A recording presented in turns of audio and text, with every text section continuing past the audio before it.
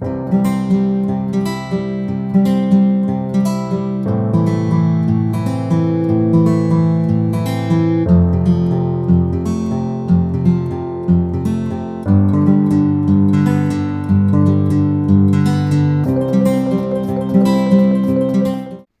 Friends, welcome back to my channel that's back ventures academy. आज का जो हमारा टॉपिक है that is very important topic AMPS and ETACS। यहाँ पे हम ये दो टॉपिक्स कलेक्टिवली क्या करेंगे, डिस्कस करेंगे। ओके, तो चलिए स्टार्ट करते हैं। पहला वाला जो है दैट इज़ AMPS, इसको बोलते हैं एडवांस्ड मोबाइल फ़ोन सिस्टम, इसका फुल फॉर्म। तो AMPS जो है ये एनालॉग सिस्टम के लिए स्टैंडर्ड था जो यूज़ किया जाता था सेल्यूलर फ़ोन्स में। ठीक है, ये डेवलप किया था बेल लैब्स ने, लेकिन ऑफिशियली इंट्रोड्यूस हुआ था 1983 में, और किया किसने था, AT&T ने। ठीक है, तो ऑफिशियली अलग अलग जगहों पे अलग अलग टाइम पे इंट्रोड्यूस हुआ था। अमेरिका में अक्टूबर 13 1983, इसराइल की बात करेंगे तो 1986 में इंट्रोड्यूस हुआ, ऑस्ट्रेलिया में 1987 में, सिंगापुर में 1988 में, और पाकिस्तान की अगर हम बात करेंगे तो 1990 में इंट्रोड्यूस हुआ था AMPS वाला सिस्टम।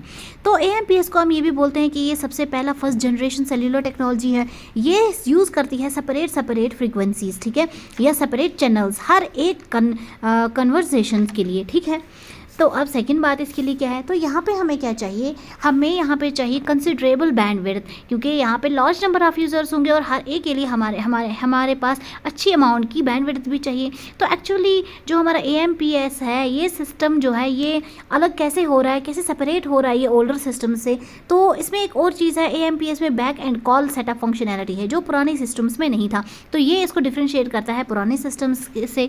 तो AMPS में जो हमारे पास सेल सेंटर्स थे उसको हम फ्लेक्सिबिलिटी असाइन कर सकते हैं उनकी चैनल्स को। ठीक है, जो कि बेस्ड होते हैं सिग्नल स्ट्रेंथ पे। इससे अलो क्या होता है, इससे ये अलो होती है कि जो फ्रीक्वेंसी है उसको हम बार बार रीयूज़ कर सकते हैं वेरियस लोकेशंस पे, और जो हम रीयूज़ करते हैं फ्रीक्वेंसी वहाँ पे इंटरफेरेंस नहीं होती है। तो इस वजह से लार्ज नंबर ऑफ़ फ़ोन्स को easily large number of phones जो हैं वो ईजिली सपोर्ट हो जाती हैं डिफरेंट जियोग्राफिकल एरियाज़ में। अब कुछ फीचर्स हैं हमारे AMPS सिस्टम्स के।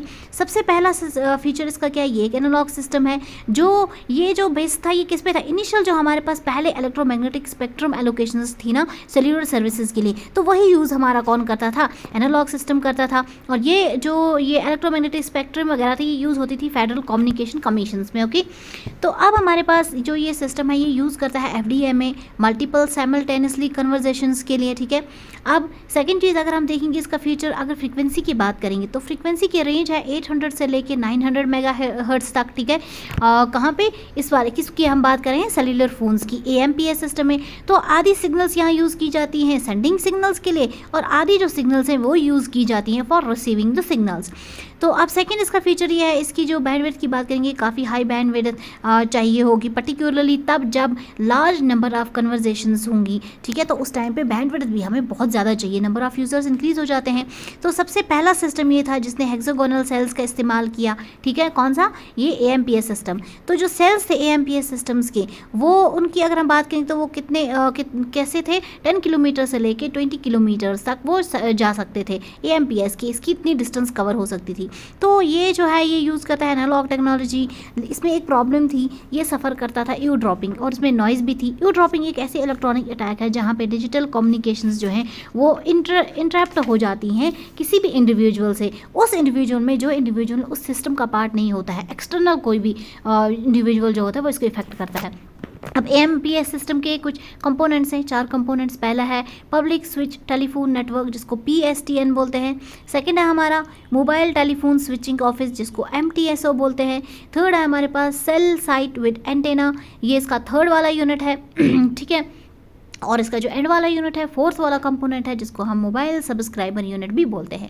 तो ये हमारे पास 4 कंपोनेंट्स हैं AMPS सिस्टम के। ठीक है, अब चलिए अब हम आगे बढ़ते हैं। तो अब हम देखते हैं AMPS सिस्टम काम कैसे करता है। ठीक है, तो सबसे पहले जो AMPS सेल्यूलर सिस्टम है ये क्या यूज़ करता था, लार्ज सेल्स यूज़ करते थे और ओमनी डायरेक्शनल बेस स्टेशंस का इस्तेमाल करते थे। ठीक है, क्यों, इस वजह से क्या हो जाता था, जो इनिशियल इक्विपमेंट नीड्स थी वो काफ़ी हद तक कम हो जाती थी, क्योंकि ओमनी डायरेक्शनल डायरेक्शनल्स का यूज़ होता था, सेल्स भी काफ़ी ज़्यादा होते थे। तो AMPS सिस्टम जो है ये 7 सेल रीयूज़ पैटर्न यूज़ करता था, ठीक है। और इसमें सेक्टरिंग का कॉन्सेप्ट भी था, सेल स्प्लिटिंग का कॉन्सेप्ट भी था, और जिसकी वजह से कैपेसिटी इंक्रीज़ कर सकते थे जब भी चाहिए होगी, चाहे सेल स्प्लिट करके कर लें या सेल सेक्टर करके, ठीक है। तो सेल स्प्लिटिंग और सेक्टरिंग का कॉन्सेप्ट मैं पिछले वीडियोस में आपको बता चुकी हूँ। तो डिज़ाइन की अगर हम बात करेंगे, ये वॉइस कॉल्स के लिए था ये सिस्टम AMPS सिर्फ और सिर्फ। फ्रीक्वेंसीज़ की बात करेंगे तो उनकी रेंज 800 मेगाहर्ट्ज से लेके 900 मेगाहर्ट्ज की रेंज में थी ऑफ रेडियो स्पेक्ट्रम, ये इसकी फ्रीक्वेंसीज़ थी। तो हर एक BS मैंने यहाँ पे लिखा है बेस स्टेशन, हर एक बेस स्टेशन जो है वो यहाँ पे यूज़ करता था लिमिटेड पावर ट्रांसमीटर, ठीक है। और इसमें जो एंटेना था डायरेक्शनल एंटेना था। तो कवरेज की अगर हम बात करेंगे तो स्मॉल जियोग्राफिकल एरिया को ये कवर करता था, ठीक है। अब सेकंड, तो टिपिकल सेल की रेंज जो थी वो 0.5 किलोमीटर से लेके 20 किलोमीटर की थी। ये साइज़ की अगर हम बात करेंगे, वो डिपेंड करता था कि आप जो आपका जो एंटेना है, आपका जो सेल आप कहाँ लगा रहे हो, डेंसली पॉपुलेटेड एरिया में लगा रहे हो जैसे अर्बन एरिया में, या आप स्पार्सली पॉपुलेटेड एरिया में लगा रहे हो जैसे कि रूरल एरिया में। तो अगर हम कम्युनिकेशन की बात करेंगे, जो कम्युनिकेशन नेटवर्क में होती थी ना, तो मोबाइल प्रोवाइडर्स यहाँ पे 2 आइडेंटिफायर्स प्रोवाइड करते हैं रजिस्ट्रेशन के लिए। एक को हम कॉल कंट्रोल बोलते हैं, दूसरे को हम वैलिडेशन बोलते हैं। ये 2 चीज़ें प्रोवाइड होती हैं।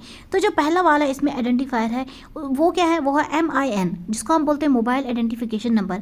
ये क्या होता है, it's programmed handset phone number. ये सीधा फ़ोन नंबर है जो यूज़ होता है टू कॉल योर सब्सक्राइबर्स, ठीक है। ये पहला होता है MIN, ठीक है। ये 2 आइडेंटिफायर्स होते हैं जो कि प्रोवाइड किए जाते हैं रजिस्ट्रेशन के टाइम। तो सेकेंड वाला हमारे पास जो है that identifier is called as ESN। ये होता है इलेक्ट्रॉनिक सीरियल नंबर। ये क्या होता है, ये मैन्युफैक्चर्ड कैरेक्टरिस्टिक्स होती है किसी भी मोबाइल यूनिट का। तो ये 2 चीज़ें रजिस्ट्रेशन के वक्त यूज़र को बहुत ही ज़्यादा ज़रूरी हैं, ये इसी की आइडेंटिफिकेशन होती है। तो ये आइडेंटिफायर जो होते हैं ये परमानेंट होते हैं और ये एसोसिएटेड होते हैं विद दियर फिजिकल इक्विपमेंट्स। तो लेंथ की अगर बात करेंगे 32 बिट लेंथ की होती हैं। तो पहले 8 बिट्स जो होती हैं वो बताती हैं मैन्युफैक्चरर के बारे में कि मैन्युफैक्चरर क्या है, ठीक है, उसके बारे में इंफॉर्मेशन प्रोवाइड करती हैं। अब AMPS का आर्किटेक्चर देखो, तो ये था इसका हमारा छोटा सा एक आर्किटेक्चर। ये देखो, ये इसकी डायग्राम है AMPS और सिस्टम का, ठीक है। तो ये था हमारा पहला वाला टॉपिक AMPS। बहुत सी सिंपल और इजी वे में एक्सप्लेन किया है हमने, बहुत ज़्यादा डीप नहीं किया है, एग्जाम पॉइंट्स पे हमने दिखा है। तो सेकंड वाला सिस्टम जो है ETACS, अब इसकी फुल फॉर्म क्या है, extended total access communication system. तो ये सबसे पहले जनरेशन का सेल्यूलर फ़ोन था जो यूज़ किया गया था UK में। तो ये अगर हम इसको बोलेंगे ना, तो ये है इनलार्ज्ड वर्जन किसका, TACS का। TACS क्या है, ये है ये है टोटल एक्सेस कम्युनिकेशन सिस्टम। तो इसमें अवेलेबिलिटी जो थी रेडियो चैनल्स की काफ़ी ज़्यादा थी, ग्रेटर नेटवर्क कैपेसिटी थी, और एक टाइम पे हम यहाँ पे बहुत सारी वॉइस कॉल्स वगैरह कर सकते थे। दैट मीन्स इसकी जो अवेलेबिलिटीज़ थी, जो फीचर्स थे, वो ज़्यादा थे एज़ कम्पेयर टू बाकी सिस्टम।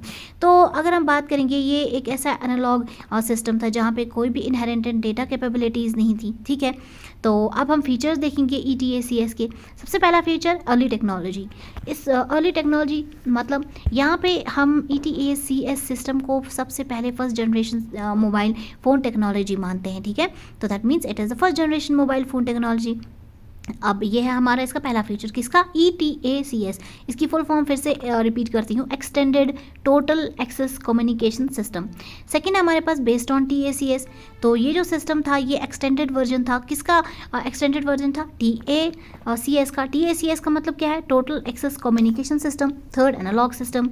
तो जैसे हमारे पास डिजिटल टेक्नोलॉजीज थी, GSM, ETACS वगैरह वगैरह, तो सेम ये सिस्टम जो यूज़ कर रहा था, ये यूज़ कर रहा था हमारे पास एनालॉग सिस्टम्स। और यहाँ पे जो कॉल्स वगैरह, वॉइस कॉल्स वगैरह थी, वो एनालॉग सिस्टम पे बेस्ड थी, ठीक है।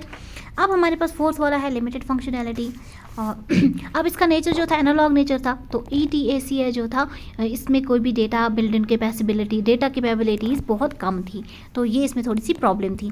अब बात करेंगे फिफ्थ वाला, that is the regional use. तो ज़्यादातर यूज़ कहाँ पे किया गया, ये ज़्यादातर UK में यूज़ हुआ था। अब देखेंगे हम बेनिफिट्स, ETACS सिस्टम की कुछ बेनिफिट्स भी थी। तो सबसे पहली वाली इसकी देखेंगे बेनिफिट कौन कौन सी थी। कुछ बेनिफिट्स इसकी बहुत सारी थी, डिसएडवांटेज भी थी, एडवांटेज भी थी। तो पहले इसकी एडवांटेज देखेंगे, कुछ एडवांटेज। पहला हमारे पास एनहांसड कैपेसिटी, ठीक है। तो तो इन्हेंस्ड कैपेसिटी में क्या है, यहाँ पे ये यूटिलाइज़ करता था एफिशिएंट चैनल एलोकेशंस का। कॉल हैंडलिंग टेक्निक्स जो थी काफ़ी अच्छी थी। ETS सिस्टम जो था ये अलो करता था higher volume of simultaneously calls as compare to पुराने सिस्टम्स। यहाँ पे जो कॉल्स थी साइमल्टेनियसली हम बहुत सारी कॉल्स कर सकते थे एंड हाई वॉल्यूम था उनका, ठीक है। दैट मीन्स कि पुराने सिस्टम के कंपैरिजन में ये काफ़ी एफिशिएंट चैनल एलोकेशंस थी और कॉल हैंडलिंग टेक्निक्स भी काफ़ी अच्छी थी।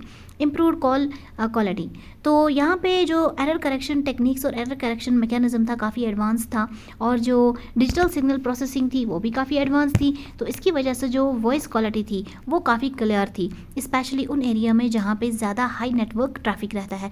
जहाँ नेटवर्क ट्रैफिक ज़्यादा होगा वहाँ पे बहुत ज़्यादा प्रॉब्लम आती है नॉइज़ की, आवाज़ क्लियर नहीं आती है, लेकिन वैसा यहाँ पे नहीं था। ETAS सिस्टम जो था ये वॉइस क्वालिटी को अच्छे से मैनेज करता था। स्मूथर हैंड ऑफ्स, तो यहाँ पे जो सिस्टम था ये ऐसे डिज़ाइन किया गया था कि ये इजीली ट्रांसफ़र कर सकता था कॉल्स को बिटवीन द सेल टॉवर्स, क्योंकि जब हमारे यूज़र्स मूव करते हैं from one network to another network तो वहाँ पे हैंड ऑफ्स हो जाते हैं, कॉल ड्रॉप हो जाती हैं, तो ये प्रॉब्लम हो जाती है, कंसिस्टेंसी नहीं रहती है। तो उस टाइम को उस चीज़ को ओवरकम करने के लिए जो हमारा ETS सिस्टम था ये काफ़ी अच्छा था, ईजिली ट्रांसफ़र करता था, विद इन सेकेंड्स ट्रांसफ़र करता था कॉल्स को एक सेल टावर से दूसरी सेल टावर से, तो कॉल ड्रॉप का खतरा यहाँ पे बिल्कुल नहीं था। वाइडर कवरेज, ETACA जो था ये एक्सटेंडेड नेटवर्क कवरेज था, तो ज़्यादा रिमोट एरियाज़ जो थे इसने अपने साथ ज़्यादा रिमोट एरियाज़ को कवर किया था। सिग्नल स्ट्रेंथ काफ़ी अच्छी थी और ये जो यूटिलाइजेशन टेक्निक्स थे जैसे कि सेल साइट शेयरिंग है वो भी ये यूज़ करता था। अब हमारे पास इसके पास कुछ डिसएडवांटेज भी हैं। तो डिसएडवांटेज की बात करेंगे, सबसे पहले आउटडेटेड टेक्नोलॉजी।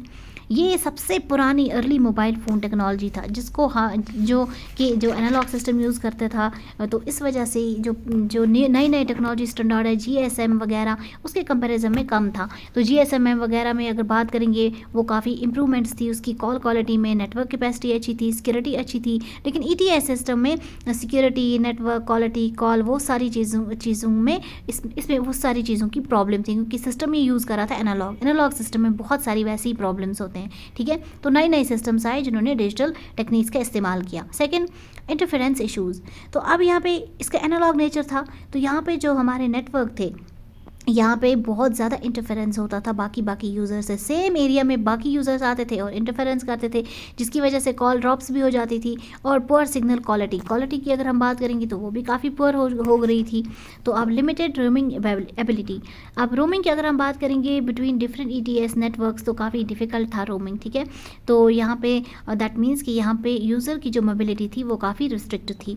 अब यहाँ पे आप बोलोगे कि अभी मैंने यहाँ पे बोला कि कॉल ड्रॉपिंग अच्छी थी, जो बाकी सिस्टम से उनके कंपेरिजन में कॉल ड्रॉपिंग तो ठीक ही थी, बट ज़्यादा इशू ही रहता था इनको कॉल ड्रॉप्स का।